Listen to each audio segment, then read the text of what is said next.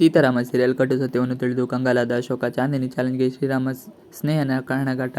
ರಾಮನ ಆರೋಗ್ಯ ನೋಡಿಕೊಳ್ಳುವುದರಲ್ಲಿ ಕೆಲವು ದಿನಗಳು ನಡೆಸಿದ್ದ ಅಶೋಕನಿಗೆ ಆಫೀಸ್ನಲ್ಲಿ ಏನಾಗಿದೆ ಎಂಬ ಸಣ್ಣ ಸುಳಿವು ಸಿಕ್ಕಿರಲಿಲ್ಲ. ಈ ನಡುವೆ ಚಾಂದಿನಿ ಆಗಮನವಾಗಿದೆ.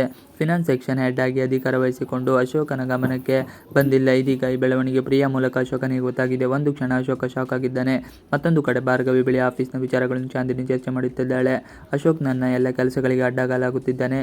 ನನ್ನ ರಾಮ್ ಮಧ್ಯೆ ಗೋಡೆ ಆಗಿ ಇದ್ದಾನೆ. ಚಾಂದಿನಿಯ ಮಾತಿಗೆ ಯಾರವನು ಅಶೋಕ, ಅವನನ್ನು ಹ್ಯಾಂಡಲ್ ಮಾಡೋಕೆ ಬರಲ್ವಾ?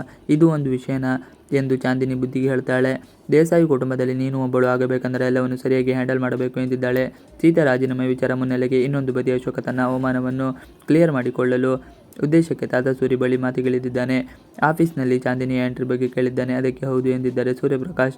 ಅಷ್ಟೇ ಅಲ್ಲ, ಸೀತಾ ಕೆಲಸಕ್ಕೆ ರಾಜೀನಾಮೆ ಕೊಟ್ಟಿದ್ದಾಳೆ. ಸದ್ಯ ಅವಳು ನೋಟಿಸ್ ಪೀರಿಯಡ್ನಲ್ಲಿದ್ದಾಳೆ ಎಂಬ ಮತ್ತೊಂದು ಸತ್ಯವು ಅಶೋಕನಿಗೆ ಗೊತ್ತಾಗಿದೆ. ಚಾಂದಿನಿ ಆಗಮನದ ಸಿಟ್ಟು ನೆತ್ತಿಗೇರುತ್ತದೆ. ಸೀತಾಳ ರಾಜೀನಾಮೆ ಅಶೋಕನನ್ನು ಕೆಂಗೆಡಿಸುತ್ತದೆ. ಅಶೋಕ್ಗೆ ಚಾಂದಿನಿಯ ಚಾಲೆಂಜ್. ಚಾಂದಿನಿಗೆ ಫೋನ್ ಮಾಡಿ ಮತ್ತ್ಯಾಕೆ ರಾಮನ ಲೈಫ್ನಲ್ಲಿ ಬರ್ತಿದೆಯಾ ಎಂದು ಅಶೋಕ ವಾರ್ನಿಂಗ್ ಮಾಡಿದ್ದಾನೆ. ಅಶೋಕನ ಮಾತಿಗೆ ಬಗ್ಗದ ಚಾಂದಿನಿ ಈ ಮಾತನ್ನು ರಾಮನ ಬಾಯಿಂದ ಬರಲಿ, ಆವಾಗ ನಾನು ಇಲ್ಲಿಂದ ಹೊರಡುತ್ತೇನೆ ಎಂದು ಓಪನ್ ಚಾಲೆಂಜ್ ಹಾಕಿದ್ದಾಳೆ. ಸೀತಾರಾಮನ ವಿಚಾರವಾಗಿ ಆಕೆಯ ಬಳಿಯೂ ಮಾತನಾಡಲಿದ್ದ ಅಶೋಕ ರಿಸೈನ್ ಮಾಡುವಂಥದ್ದು ಏನಾಯಿತು ಎಂದು ಕೇಳಿದ್ದಾನೆ. ನಿಮ್ಮ ನಿರ್ಧಾರ ಬದಲಿಸಿಕೊಳ್ಳಿ ಎಂದಿದ್ದಾನೆ.